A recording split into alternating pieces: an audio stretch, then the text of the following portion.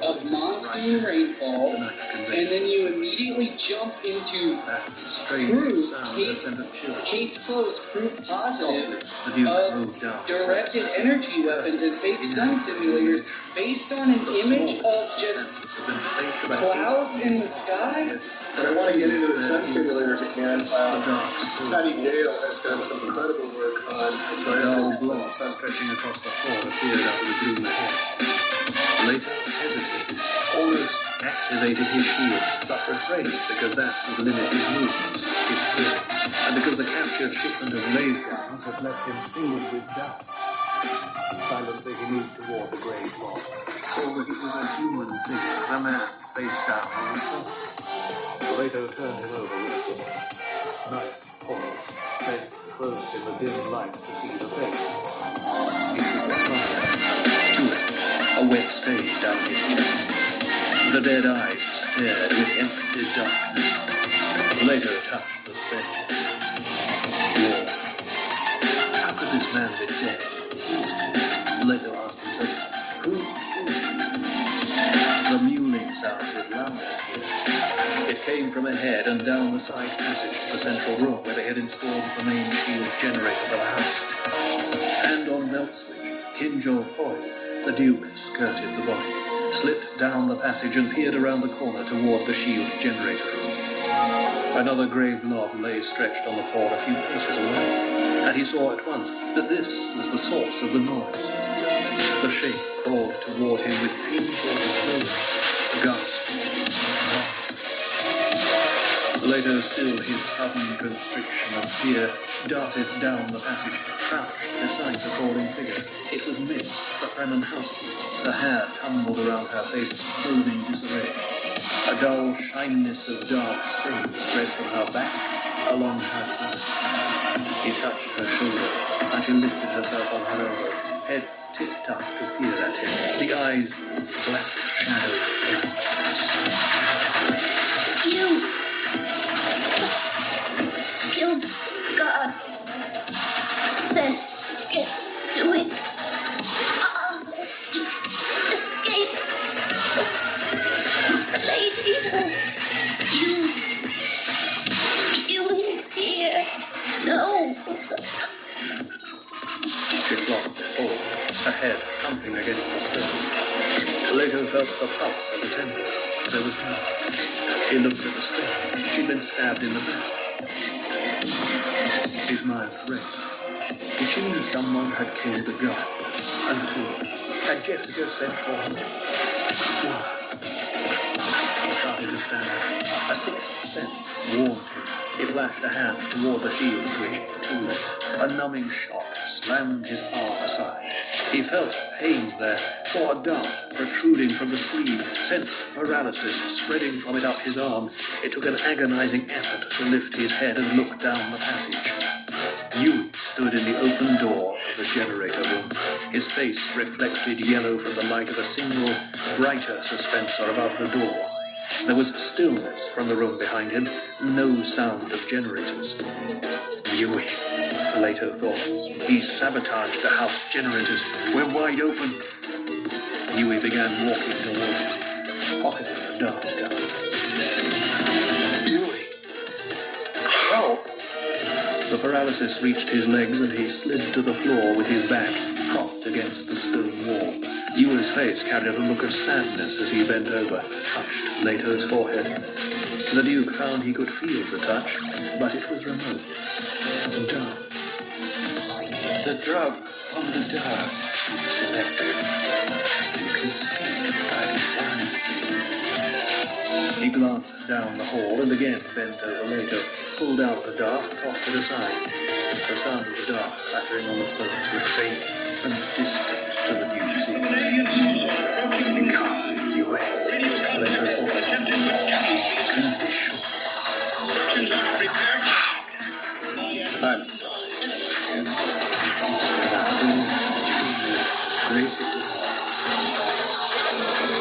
Yui touched the diamond tattoo on his forehead. I find it very strange myself. An override of my possession properties. but I wish to kill a man. Yes, I actually wish I would stop at nothing. He looked down at the Duke. Oh, not you, my dear Duke. The Baron Harkonnen. I wish to kill the Baron. Be quiet, please, my dear. That pig tooth I put in your mouth after the tunnel. That tooth must be replaced. In a moment, I will be unconscious and replace that tooth. He opened his hand, said something. An exact duplicate. Its core shaped most exquisitely like a dove. It'll escape the usual detectors, even a fast scanning. But if you bite down hard on it, the cover crushes. Then you expel your breath sharply. You fill the air around you with poison gas. Most deadly. Plato stared up at Huey, seeing madness in the man's eyes, the perspiration along brow and chin. You were dead anyway, my poor Duke. But you will get close to the Baron before you die. He'll believe you're stupefied by drugs beyond any dying effort to attack him. And you will be drugged and tied. But attack can take strange forms. And you will remember the tooth. The tooth, Duke Leto Atreides. You will remember the tooth. The old doctor leaned closer and closer until his face and drooping mustache dominated Leto's narrowing vision. The tooth. Why? Huey lowered himself to one knee beside the Duke. I made a shaitan's bargain with the Baron, and I must be certain he has fulfilled his half of it. When I see him, I'll know. When I look at the Baron, then I will know. But I will never enter his presence without the price. You're the price, my poor Duke. And I'll know when I see him. My poor heart taught me many things.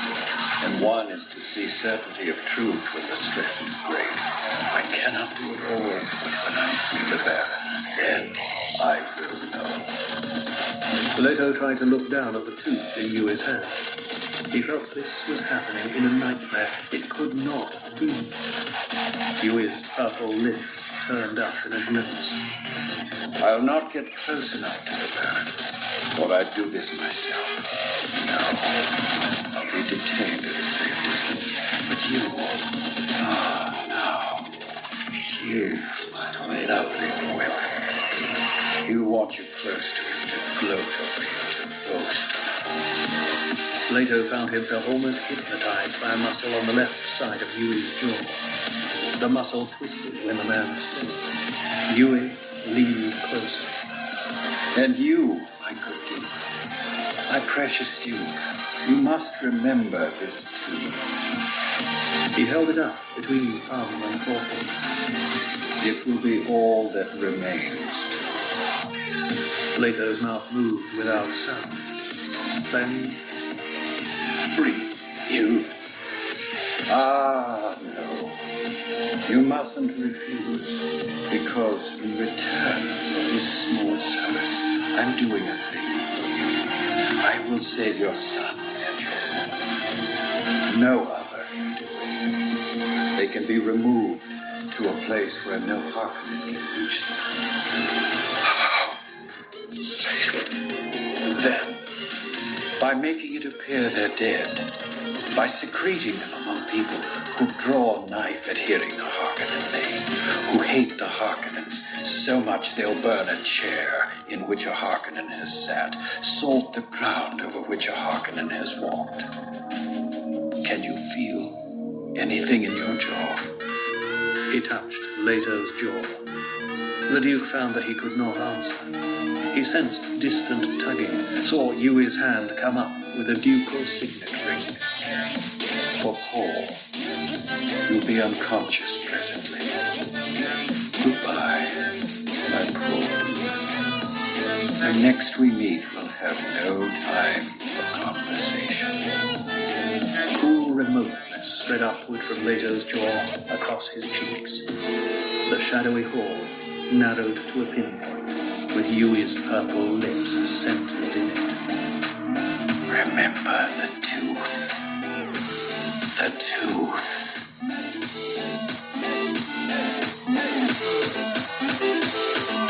There should be a science of discontent. People need hard times and oppression to develop psychic muscles. From Collected Sayings of Muad'Dib by the Princess Irulan. Jessica awoke in the dark, feeling premonition in the stillness around her. She could not understand why her mind and body felt so sluggish. Skin raspings of fear ran along her nerves. She thought of sitting up and turning on a light, but something stayed the decision. Her mouth felt strange. Lump, lump, lump, lump. It was a dull sound, directionless in the dark. Somewhere, the waiting moment was packed with time, with rustling needle stick movements. She began to feel her body, grew aware of bindings on wrists and ankles, a gag in her mouth. She was on her side, hands tied behind her. She tested the bindings, realized they were crimskull fiber, would only claw tighter as she pulled. And now she remembered. There had been movement in the darkness of her bedroom. Something wet and pungent slapped against her face, filling her mouth, hands grasping for her. She had gasped, one indrawn breath, sensing the narcotic in the wetness. Consciousness had receded, sinking her into a black bin of terror. It was coming, she thought. How simple it was to subdue the Bene Gesserit. All it took was treachery. Howard was right. She forced herself not to pull on her bindings. This is not my bedroom, she thought. They've taken me someplace else. Slowly, she marshaled the inner calmness. She grew aware of the smell of her own stale sweat with its chemical infusion of fear. Where is Paul? She asked herself. My son, what have they done to him? Calmness. She forced herself to it, using the ancient routines, but terror remained so near. Later. Where are you, later? She sensed a diminishing in the dark. It began with shadows, dimensions separated, became new forms of awareness. Light. A line under a door. I'm on the floor. People walking. She sensed it through the floor. Jessica squeezed back the memory of terror. I must remain calm, alert, and prepared. I may get only one chance. Again she forced the inner calmness. The ungainly thumping of her heartbeats evened, shaping out time. She counted back. I was unconscious about an hour. She closed her eyes, focused her awareness onto the approaching footsteps. 4. She counted the differences in their steps. I must pretend I'm still unconscious. She relaxed against the cold floor, testing her body's readiness. Heard a door open, sensed increased light through her eyelids. Feet approached. Someone standing over her. You are awake. Do not pretend. She opened her eyes. The Baron Vladimir Harkonnen stood over her. Around them she recognized the cellar room where Paul had slept. Saw his cot at one side. Empty. Dispenser lamps were brought in by guards, distributed near the open door. There was a glare of light in the hallway beyond that hurt her eyes. She looked out at the Baron. He wore a yellow cape that bulged over his portable suspenser. The fat cheeks were 2 cherubic mounds beneath spider black eyes. The drug was timed. We knew to the minute when you'd be coming out of it. How could that be? She wondered. They'd have to know my exact weight, my metabolism, my Yui. Such a pity you must remain gagged. We could have such an interesting conversation. You is the only one it could be, she thought. How? The Baron glanced behind him at the door. Come in, Peter. She had never before seen the man who entered to stand beside the Baron, but the face was known. And the man, Peter de Vries, the Mentat assassin. She studied him. Hawk features, blue-ink eyes that suggested he was a native of Arrakis, but subtleties of movement and stance that told her he was not. And his flesh was too well firmed with water. He was tall, though slender, and something about him suggested effeminacy. Such a pity we cannot have our conversation, my dear Lady Jessica. However, I am aware of your abilities. He glanced at the Mentat. Isn't that true, Peter? As you say, Baron. The voice touched her spine with a wash of coldness. She had never heard such a chill voice. To one with the Bene Gesserit training, the voice screamed, killer. I have a surprise for Peter. He thinks he has come here to collect his reward. You, Lady Jessica. But I wish to demonstrate a thing, that he does not really want you. You'll play with me, Baron? Peter smiled. Seeing that smile, Jessica wondered that the Baron did not leap to defend himself from this Peter. Then she corrected herself. The Baron could not read that smile. He did not have the training. In many ways, Peter is quite naive. He doesn't admit to himself what a deadly creature you are, Lady Jessica. I'd show him, but it'd be a foolish risk. The Baron smiled at Peter, whose face had become a waiting mask. I know what Peter really wants. Peter wants power. You promised I could have her. The tenor voice had lost some of its cold reserve. Jessica heard the crude tones in the man's voice, allowing herself an inward shudder. How could the Baron have made such an animal out of a Mentat? I give you a choice, Peter. What choice? The Baron snapped fat fingers. This woman, an exile from the Imperium, or the Duchy of Atreides on Arrakis to rule as you see fit in my name. Jessica watched the Baron's spider eyes study Peter. You could be Duke here in all but name. Is my Leto dead then? Jessica asked herself. She felt a silent wail begin somewhere in her mind. The Baron kept his attention on the Mentat. Understand yourself, Peter. You want her because she was a Duke's woman, a symbol of his power, beautiful, useful, exquisitely trained for her role. But an entire duchy, Peter, that's more than a symbol. That's the reality. With it, you could have many women, and more. You do not joke with Peter? The Baron turned with that dancing lightness the suspensors gave him. Joke, I? Remember, I am giving up the boy. You heard what the traitor said about the lad's training. They are alike, this mother and son. Deadly. I must go now. I will send in the guard I've reserved for this moment. He's stone deaf. His orders will be to convey you on the first leg of your journey into exile. He will subdue this woman if he sees her gain control. He'll not permit you to untie her gag until you're off Arrakis. If you choose not to leave, he has other orders. You don't have to leave. I've chosen. Such quick decision can mean only one thing. I will take the duchy. And Jessica thought, doesn't Peter know the Baron's lying to him? How could he know? He's a twisted Mentat. The Baron glanced down at Jessica. Is it not wonderful that I know Peter so well? I wagered with my master at arms that this would be Peter's choice. Well, I leave. Oh, this is much better. Much better. You understand, Lady Jessica? I had no rancor toward you. It's a necessity. Much better this way. And I've not actually ordered you destroyed. When it's asked of me what happened to you, I can shrug it off in all truth.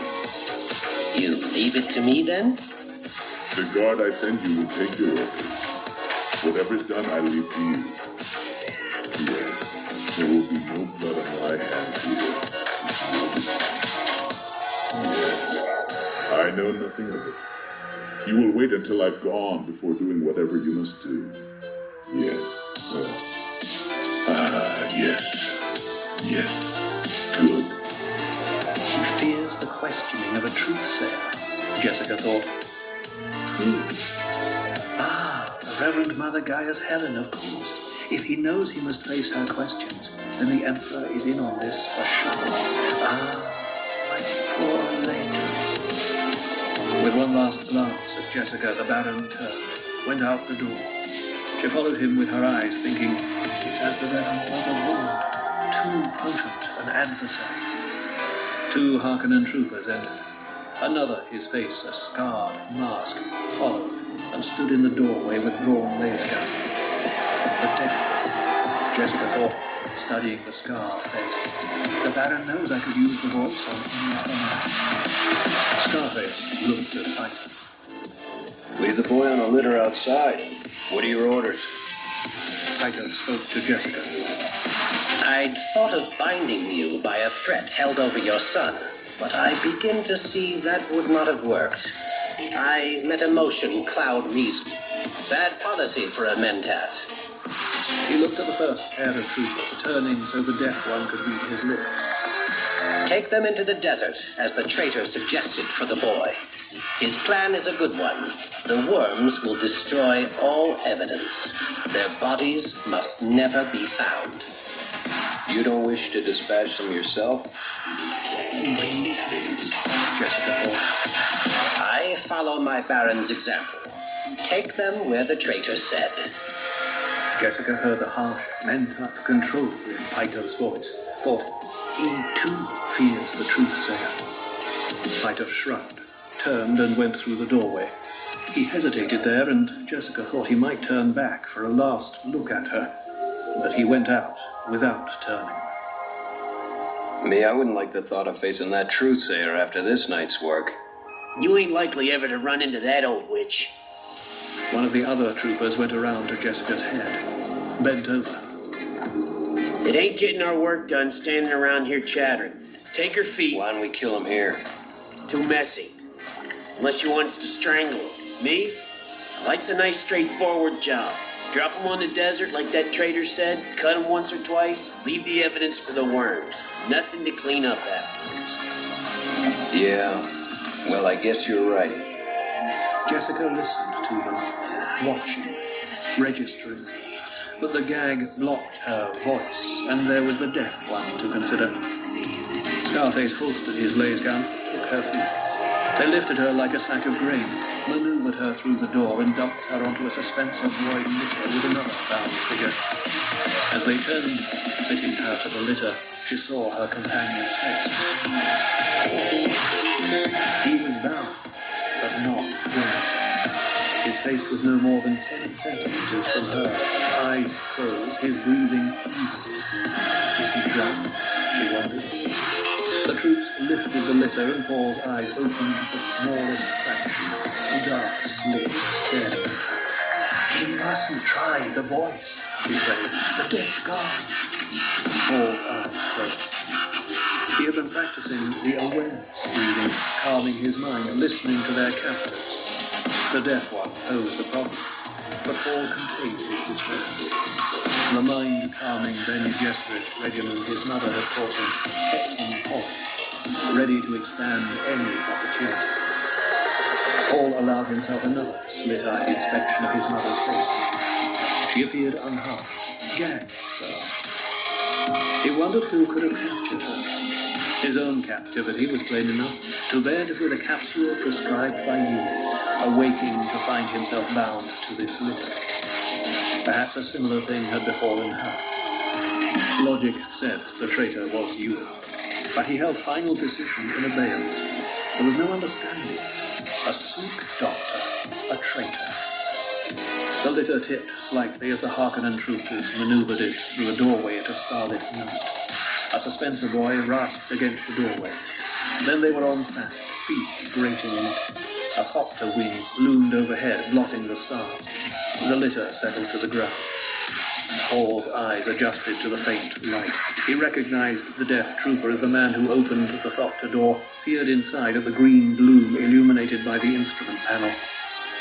This the Thopter we're supposed to use? He turned to watch his companion's lips. It's the one the trader said was fixed for desert work. But it's one of them little liaison jobs. Ain't room in there for more than them and two of us. Two's enough. We can take care of it from here on, Kinnett. The Baron, he told me to make sure what happened to them two. What are you so worried about? She's a Bene Gesserit witch. They have powers. Ah. The litter bearer made the sign of the fist at his ear. One of them, eh? Know what you mean? She'll be worm meat soon enough. Don't suppose even a Bene Gesserit witch has powers over one of them big worms. Hey, Zygo? He nudged the litter bearer. Yep. The litter bearer returned to the litter, took Jessica's shoulders. Come on, Kinnett. You can go along if he wants to make sure what happens. It's nice of you to invite me, Zygo. Jessica felt herself lifted, her wing shadows spinning stars. She was pushed into the rear of the Thopter, her crimscale fiber bindings examined, and she was strapped down. Paul was jammed in beside her, strapped securely, and she noted his bonds were simple rope. Scarface, the deaf one they called Kinnett, took his place in front. The litter bearer, the one they called Zygo, came around and took the other front seat. Kinnett closed his door, bent to the controls. The Thopter took off in a wing-tucked surge, headed south over the shielded wall. Zygo tapped his companion's shoulder. Why don't you turn around and keep an eye on them two? Sure you know the way to go? Kinnett watched Zygo's lips. I listened to the trader saying to you. Kinnett swiveled his seat. Jessica saw the glint of starlight on a laser gun in his hand. The Thopter's light-walled interior seemed to collect illumination as her eyes adjusted, but the guard's scarred face remained free. Jessica tested her seatbelt, found it loose. She felt roughness in the strap against her left arm, realized the strap had been almost severed. It snapped at a sudden jerk. Has someone been this long, preparing for it? She wondered. Who? Slowly she twisted her bound feet clear of Paul. Sure do seem ashamed to waste a good-looking woman like this. You ever have any highborn type?